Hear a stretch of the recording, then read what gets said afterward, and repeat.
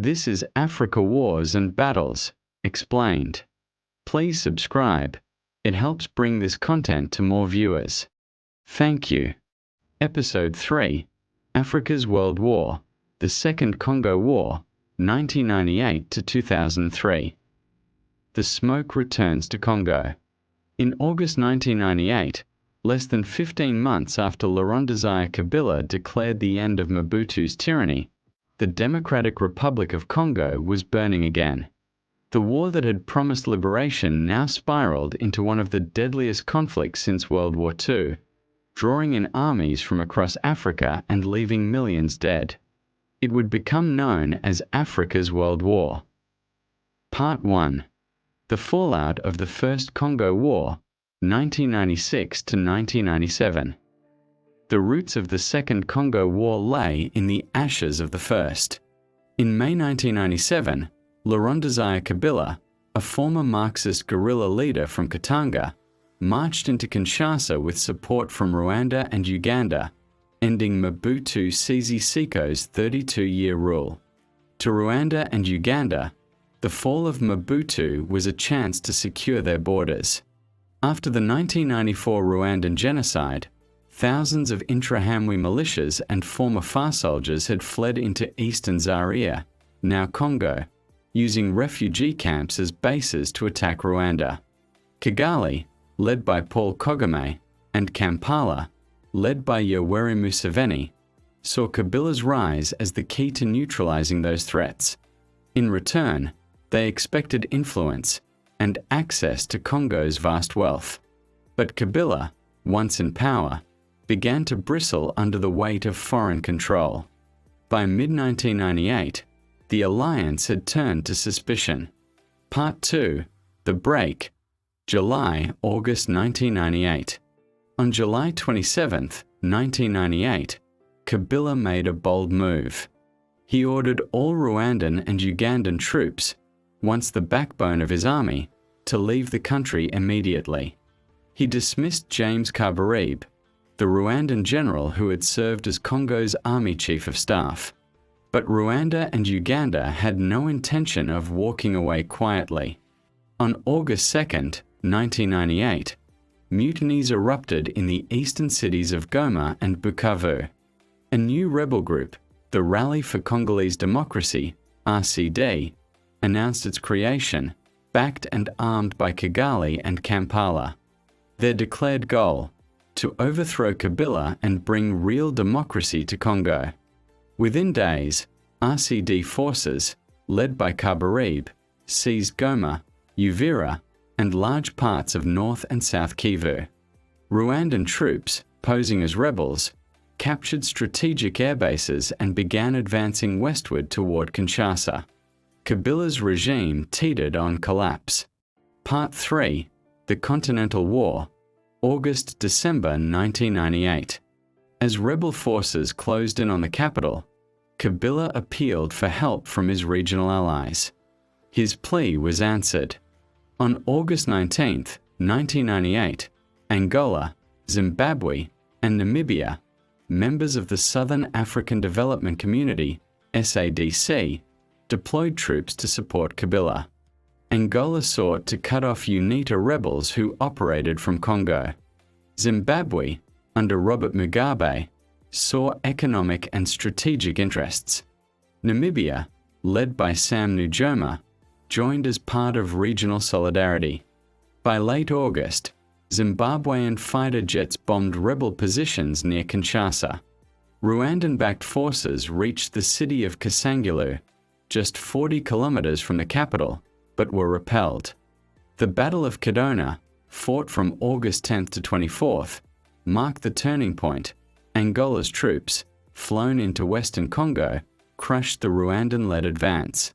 The invasion had failed. But the war was far from over. Part 4, The Fragmentation and Expansion, 1999 to 2000.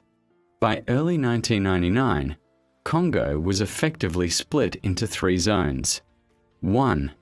The West and South, controlled by Kabila's government in Kinshasa. 2.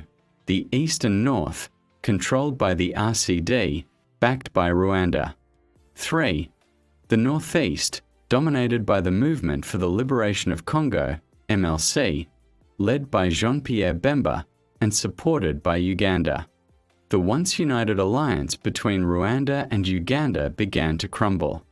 Their troops clashed over control of Kisangani, a strategic diamond-rich city. In August 1999, their armies fought bloody battles in the streets, known as the First Battle of Kisangani, killing hundreds of civilians and signaling a deep rift between the two former allies.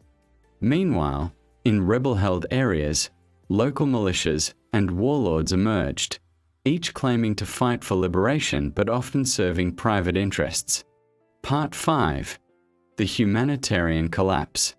For civilians, there was no front line, only suffering. Entire communities were caught between warring factions. In the provinces of Ituri, Kivu, and Kasai, mass atrocities unfolded. Ethnic massacres between Hema and Lendu groups. Systematic rape used as a weapon of war. Villages razed and looted for food and minerals.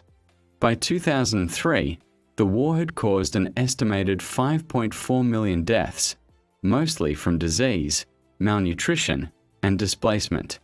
Millions more fled their homes, creating one of the world's largest refugee crises. It was not just a war for power, it was a war that devoured the living. Part 6.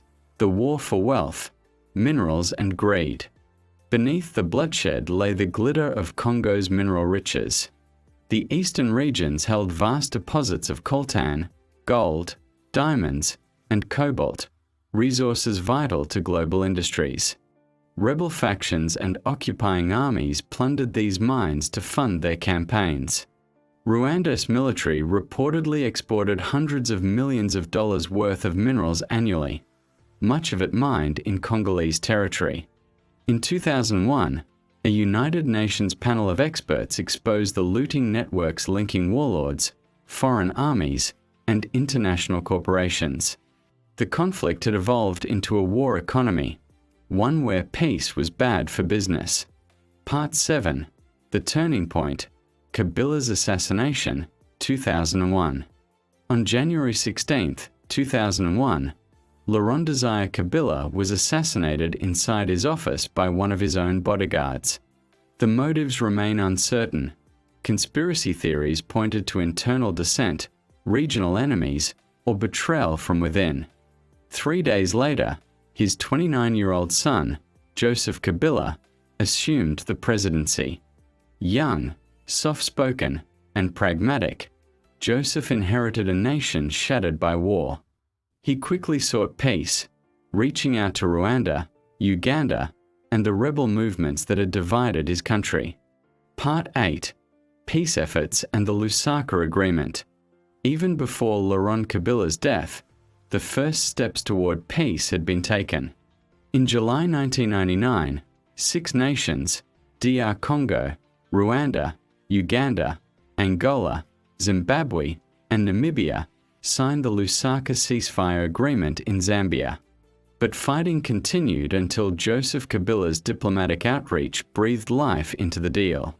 The United Nations deployed MONUC, Mission de l'Organisation des Nations Unies en République démocratique du Congo, in 2000, the largest peacekeeping mission on the continent at the time. By 2003, a transitional government was formed in Kinshasa, integrating rebel leaders like Jean-Pierre Bemba and Azarias Rubawa into power-sharing roles. Foreign troops began their withdrawal. For the first time in 5 years, Congo began to breathe again. Part 9. The War's Shadow, 2003 and beyond. By the official end of hostilities in 2003, the numbers were staggering. Over 5 million dead, countless raped or mutilated, and a country still haunted by violence. The war had drawn in 9 nations and more than 20 armed groups. It had transformed Congo's soil into both a battlefield and a marketplace. Even after peace was declared, fighting continued in the east, in North Kivu, Ituri, and Maniema. where new militias rose from the ashes of old ones. The scars of Africa's World War ran deep, scars that still shape the Democratic Republic of Congo today. In closing, the price of peace. The Second Congo War ended not with victory, but exhaustion. Its legacy, a reminder that when greed and fear collide, even the richest lands can bleed dry. They called it Africa's World War. But for millions of Congolese, it was never about continents, it was about survival. In memory of the millions lost between 1998 and 2003, and those still seeking peace. Thank you for watching. If you enjoyed this episode, please like. It helps others discover this series. Comment, share your thoughts or what part moved you most. Subscribe and turn on notifications to follow the full Africa War series.